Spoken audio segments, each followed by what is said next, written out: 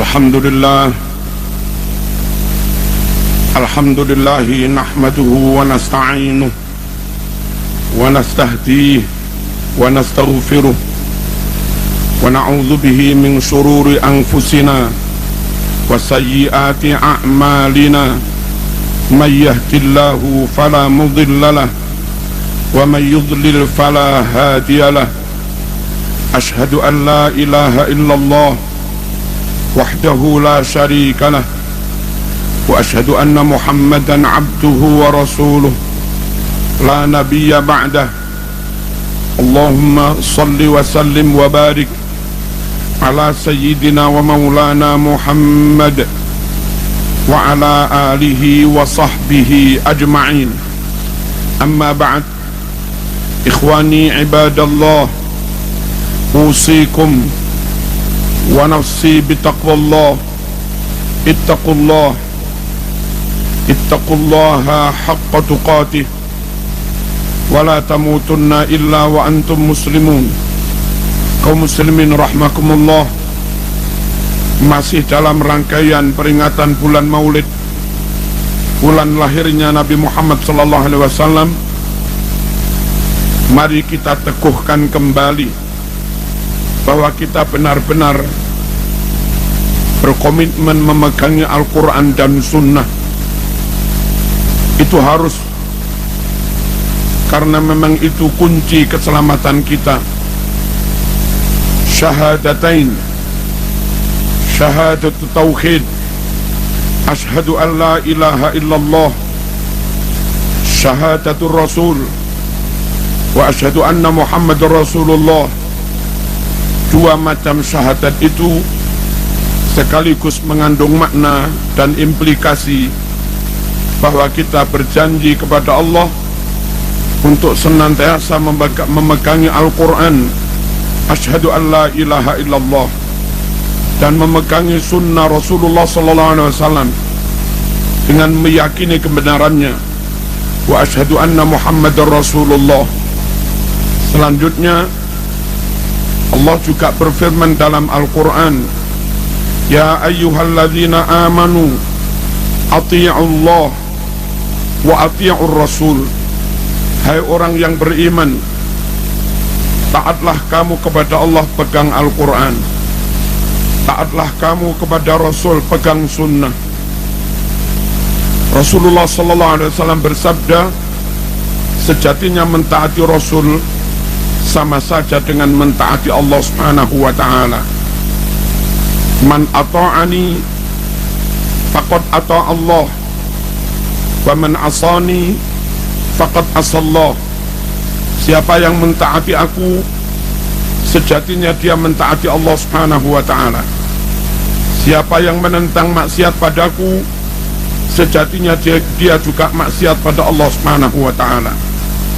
Kaum muslimin rahmakumullah, ketika Rasul menyebut al-ghuraba adalah orang-orang yang benar-benar beruntung, bejo dunia sampai akhirat. Tuba lil ghuraba, beruntung sekali para ghuraba. Sahabat bertanya, wa manil ghuraba ya Rasulullah? Siapa al-ghuraba yang beruntung itu wahai Rasulullah? Nabi bersabda, alladzina yuhyuna ma amatatin nas min sunnati. Al-ghuraba adalah mereka yang berkomitmen menghidupkan sunnahku di saat orang-orang lain meninggalkannya. Kaum muslimin rahmakumullah, lebih lanjut Nabi juga mengatakan, taraktu fikum amrain lan tadillu ma in tamassaktum bihima, kitab Allah wa sunnata rasulih. Aku tinggalkan untuk kalian semua dua pusaka. Jikalau kalian benar-benar pegangi dua pusaka itu, maka selamatlah kalian. Kalau tidak, maka celakalah kalian. Apa dua pusaka itu? Kitab Allah wa sunnata rasulih, Al-Quran dan sunnah. Klaim ngaku-ngaku cinta Rasulullah sallallahu alaihi wasallam tanpa memegangi sunnah adalah kebohongan, klaim kosong.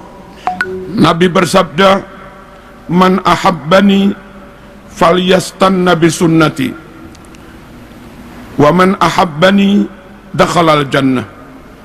Siapa yang mencintai aku, maka dia harus senantiasa mengikuti sunnahku.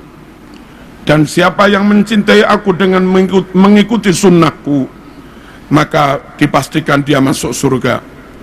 Kaum muslimin rahimakumullah, memegangi sunnah sangat penting, mengamalkan sunnah sangat penting, meyakini kebenaran sunnah sangat penting, menjaga sunnah untuk ditambah, tidak ditambah-tambah, menjaga sunnah untuk tidak dikurang-kurangi, menjaga sunnah untuk tidak dirubah-rubah, tentu sangat penting. Karena kalau kita menambah-nambah, itu menjadi bid'ah. Kalau mengurang-urangi, itu khianat. Kalau merubah-rubah, itu khurafat. Dan tiga-tiganya menyebabkan kesesatan. Kullu muhdatsatin bid'ah, wa kullu bid'atin dalalah, wa kullu dalalatin finnar. Setiap yang dibuat-buat dulu nggak ada lalu diada-adakan, itu namanya bid'ah. Dan setiap yang bid'ah berarti sesat. Setiap yang sesat berarti ancamannya masuk neraka. Kaum muslimin rahmakumullah, bagaimana menjaga sunnah supaya tetap utuh, ditambah tidak, dikurangi tidak, dirubah-rubah makna dan pemahamannya juga tidak. Jangan ikut golongan-golongan yang menyimpang dari ahlu sunnah wal jamaah. Ada golongan yang hanya mencintai ahlul bait, yang hanya percaya kepada ahlul bait, yang hanya menerima hadis riwayat ahlul bait.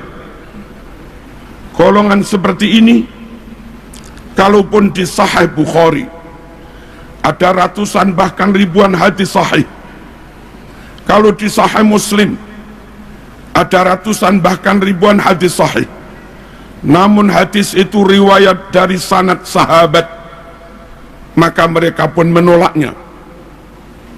Dan kalau mereka menolak hadis riwayat sahabat, menurut mereka hadis hanya dari jalur ahlul bait.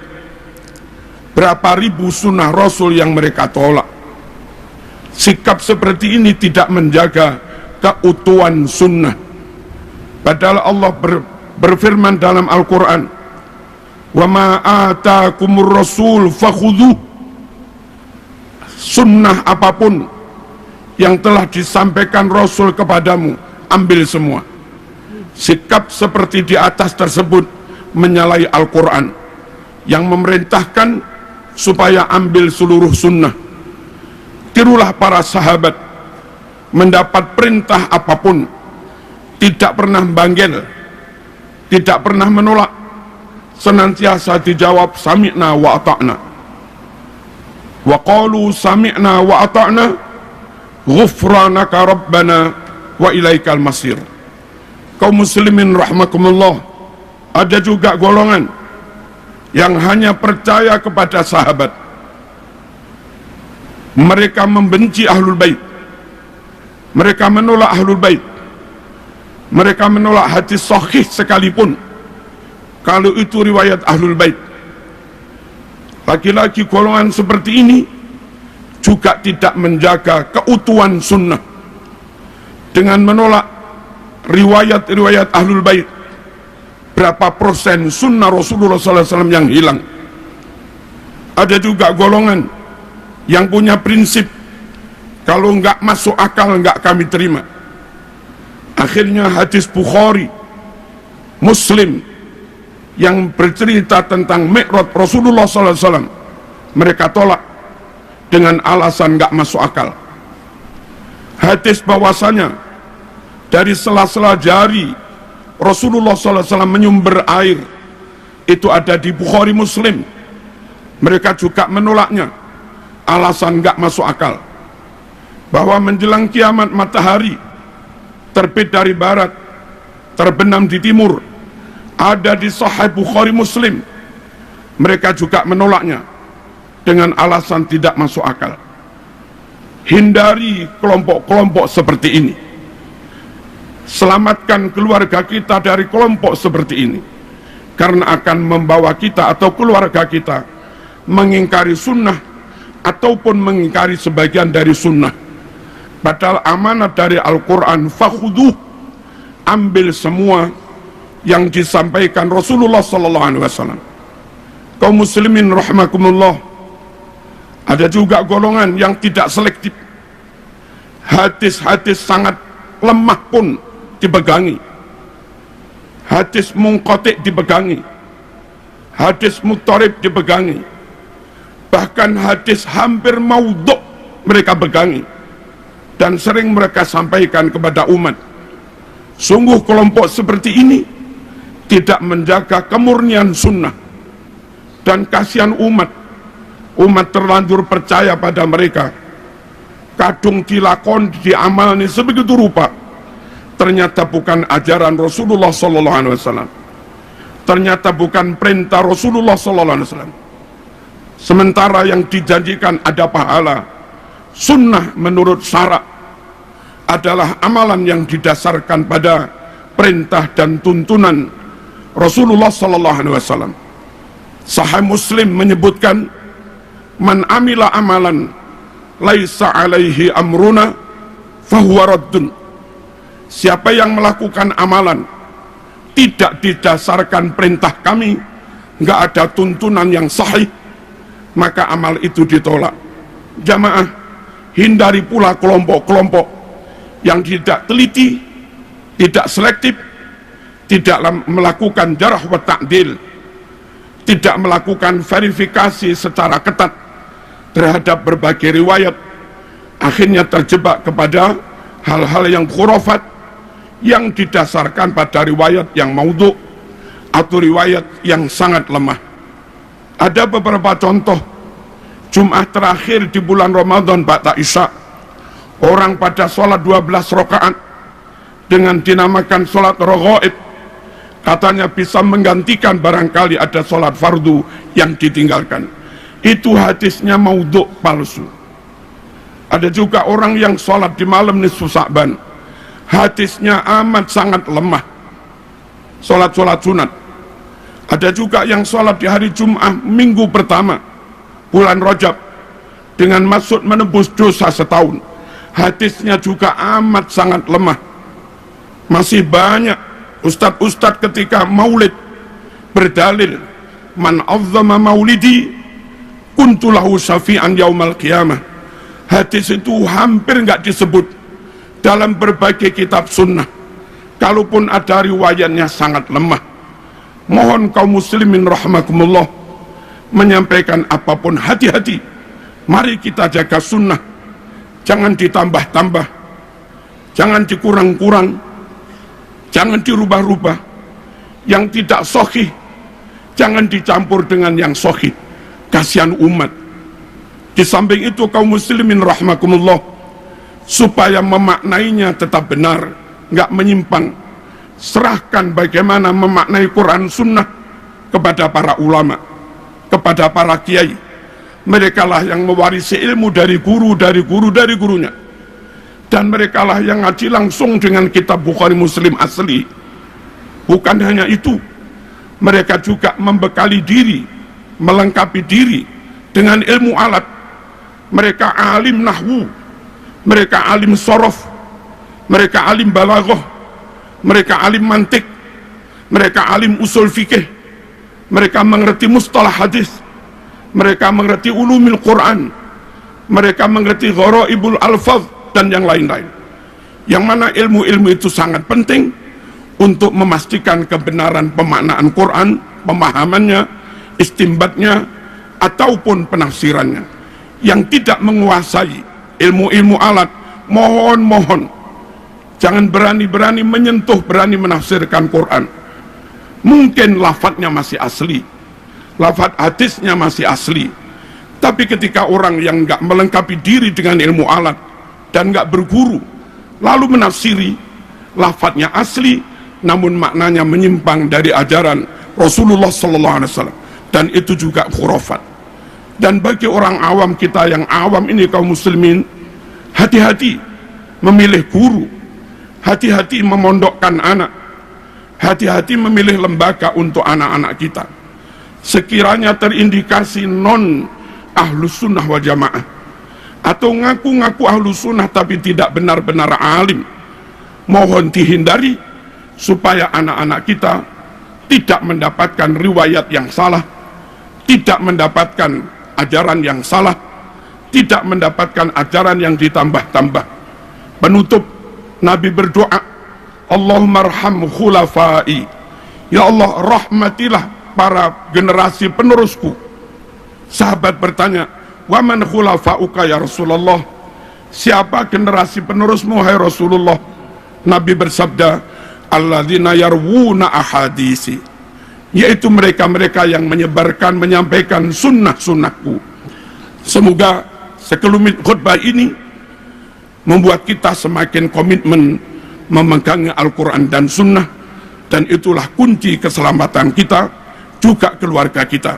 Ya ayyuhalladzina amanu qu anfusakum wa ahlikum naro, hai orang-orang yang beriman, jaga dirimu, keluargamu, jangan sampai mereka masuk neraka. Bismillahirrahmanirrahim. Wal asri innal insana lafi khusr illa alladzina amanu wa amilus solihat wa tawasaw bil haqq wa tawasaw bis sabr.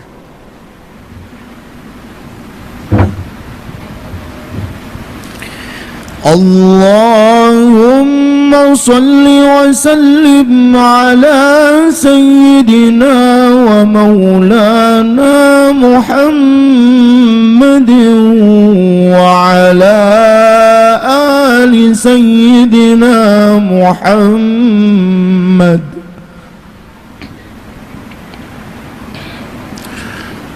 Alhamdulillah, alhamdulillahi haqqa hamdih, wassalatu wassalamu ala sayyidina Muhammad, la nabiyya wa la rasula min ba'dih, wa ala alihi wa sahbihi wa jundih.